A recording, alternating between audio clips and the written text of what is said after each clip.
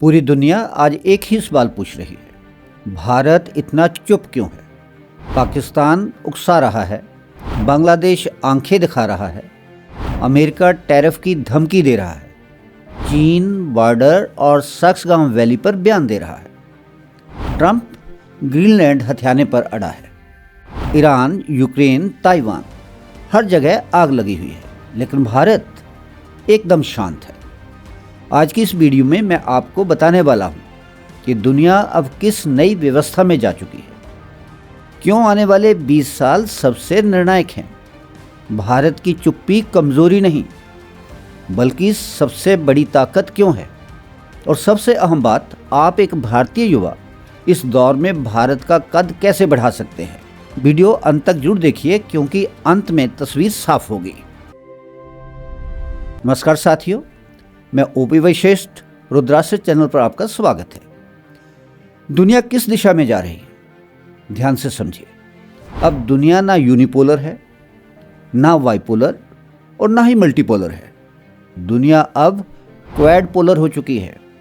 4 शक्तियां ही अब असली खिलाड़ी हैं, अमेरिका, रूस, चीन और भारत, और बाकी देश सिर्फ मोहरे या बैलेंस फैक्टर है। अगले 20 साल हर देश अपने इलाके, अपनी इकोनॉमी और अपनी सभ्यता को सुरक्षित करने में लगाएगा, और यहीं से टकराव शुरू होता है। जब 3 बड़ी ताकतें एक ही इलाके में इकट्ठा होने लगती हैं, सवाल उठता है, भारत क्यों नहीं बोल रहा?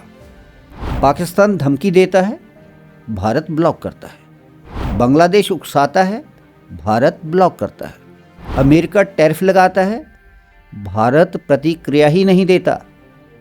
ईरान, यूक्रेन और एक ग्रीनलैंड, सब परेशान है, लेकिन भारत संयम में है, शांत है। तो क्या भारत की डिप्लोमेसी खत्म हो गई? नहीं, बिल्कुल खत्म नहीं हुई।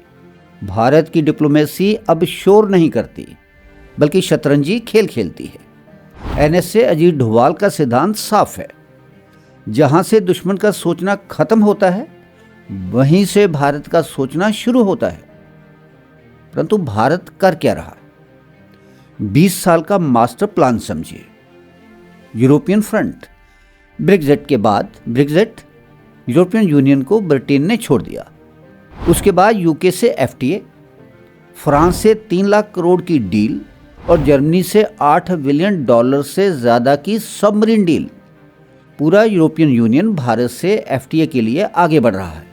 मतलब यूरोप अब भारत की तरफ झुक चुका है। अब अफ्रीकन फ्रंट, प्रधानमंत्री मोदी बार बार अफ्रीका की बात क्यों करते हैं? कारण समझिए, क्योंकि इंडियन ओशन का मतलब है फ्यूचर ग्लोबल ट्रेड। पहले चीन ने अफ्रीका में पैसा लगाया और अब भारत वहां निवेश कर रहा है, क्योंकि लीडर बनना है तो संभालना भी पड़ेगा। बात अब डिफेंस और टेक्नोलॉजी की। इजराइल से हाई एंड ड्रोन और मिसाइल डील, हर डील $6 बिलियन से ज़्यादा। रूस से SU-57, domestic computing, defence backbone. Bharat खर्च नहीं कर रहा, भारत अगले 20 साल का रिटर्न खरीद रहा है। दूसरी ओर चीन, सक्सगांव वैली और असली संकेत। 1963 की चाइना पाकिस्तान ट्रीटी क्या कहती है? अगर पीओके भारत का अभिन्न हिस्सा बनता है तो सक्सगांव वैली भारत की होगी। चीन ने बयान दिया, सक्सगांव वैली हमारी है। भारत का जवाब क्या जवाब है? कम्युनिस्ट पार्टी ऑफ चाइना को भारत ही बुला लिया। चीन को संदेश साफ है, तुम ताइवान देखो, हम सक्सगांव समझते हैं।